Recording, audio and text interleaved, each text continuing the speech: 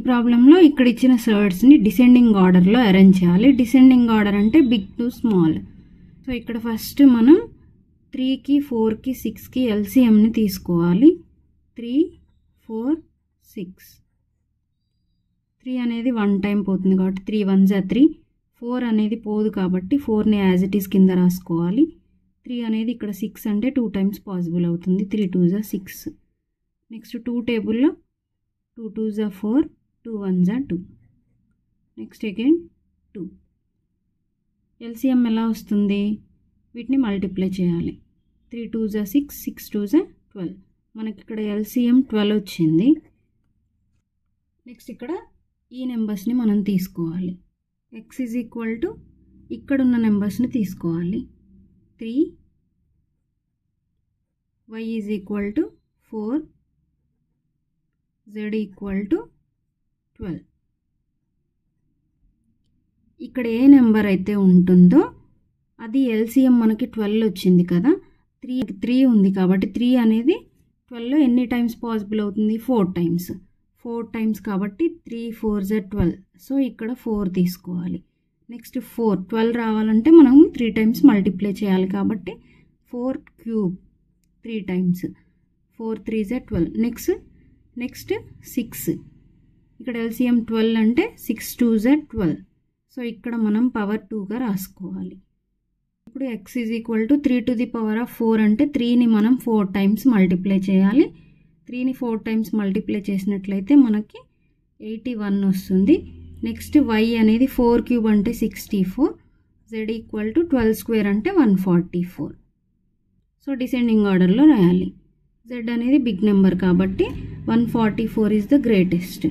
So z greater than x. Next 81, x greater than y. ఈ ప్రాబ్లంలో ఇక్కడ ఇచ్చిన వాటిని అసెండింగ్ ఆర్డర్లో అరేంజ్ చేయాలి. అంటే స్మాల్ టు బిగ్ అరేంజ్ చేయాలి. ఇక్కడ ఇచ్చిన ఆర్డర్స్ చూసుకున్నట్టయితే ఇక్కడ ఏం లేదంటే 2 ఉన్నట్టు. So 2 3, order of the third 3 4 6.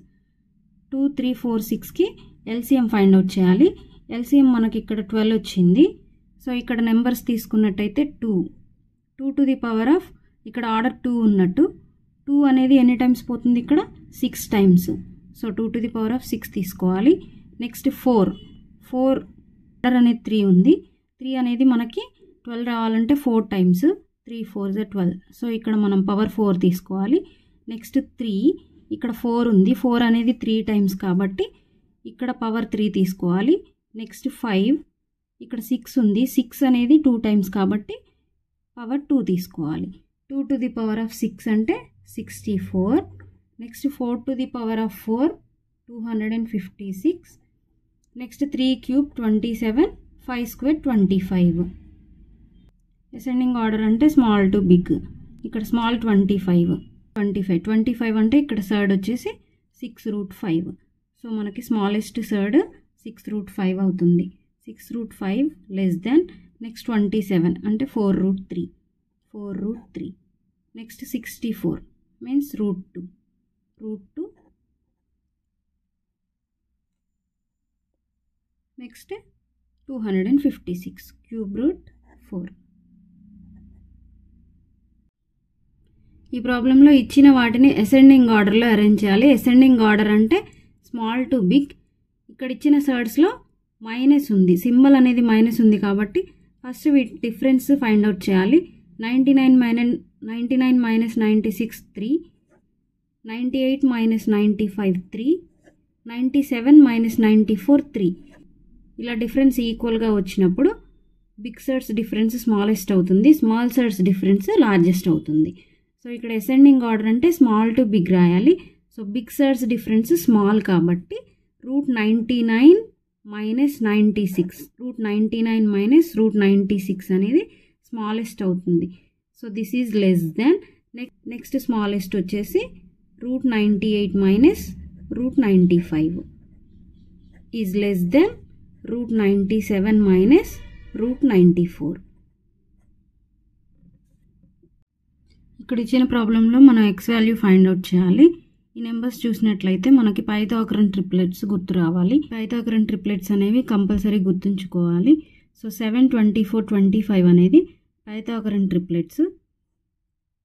Pythagoras theorem తెలుసు కదా, hypotenuse square is equal to sum of the squares of the sides. C square, ఇక్కడ C square is equal to A square plus B square.